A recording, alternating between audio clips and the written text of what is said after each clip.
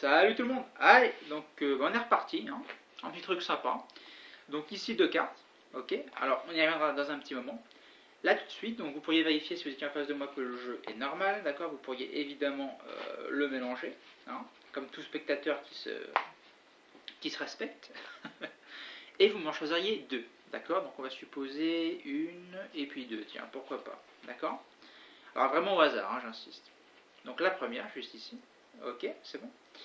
Alors, petite précision quand même, essayez de ne pas les oublier, parce que si jamais vous les oubliez, ça va perdre un peu son intérêt, hein, quand même, je vous le cacherai pas. Et la deuxième, ok. Bon après, je vous fais confiance quand même, hein. Vous avez l'habitude de toute façon. Donc deux cartes, d'accord, au hasard. Et maintenant, donc le but du jeu pour moi va être de les retrouver. Donc on va utiliser deux cartes, en plus, hein, en l'occurrence les jokers, pour nous aider. Alors c'est vrai que généralement les magiciens sont plus as ou quoi, mais personnellement les jokers, je trouve que ça marche très très bien, quoi. Donc regardez bien surtout. Juste un mouvement et une carte arrive entre les jokers, en l'occurrence le 4 de carreau. Est-ce que ça vous dit quelque chose? Oui. 4 de carreau, donc ça c'était la première carte, d'accord. On va passer à la deuxième maintenant, regardez bien.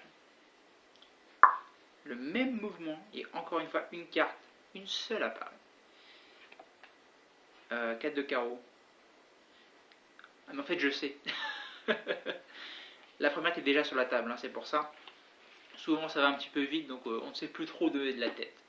On va se le refaire, enfin le refaire, pas exactement la même chose, on va se refaire un truc avec juste les 4 cartes, d'accord. Parce que là j'ai l'impression que vous êtes un peu perdu, donc on va simplifier, d'accord. Ouais, ça vous dit. Je sens que, ouais, écoutez, je vais être sympa, hein, aujourd'hui. Je vais carrément vous enlever une carte choisie. Donc on va enlever le 10 de carreau pour l'instant, d'accord. Et on ne va jouer qu'avec le 4, d'accord, et les jokers. Alors regardez bien. Donc si le 4 est entre les jokers, jusque là c'est simple, hein, et que j'inverse une fois, puis deux fois, où se trouve le 4? Monsieur, allez-y. Au milieu? Ça paraît logique, hein, effectivement. Et pourtant non, parce que ici on a un joker. Eh oui, je sais, c'est assez étonnant.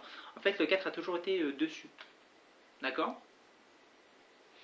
Pas de panique, je vous le refais. D'accord? Les jokers, le 4, on met le 4 au milieu, comme ceci. D'accord? Donc là, pour l'instant, si vous dites que le 4 est au milieu, vous avez raison. Mais en fait, à ce jeu, je pense que vous connaissez tous, vous ne pouvez pas gagner en fait. Parce que si je le veux, le 4, je peux le faire remonter par exemple. D'accord?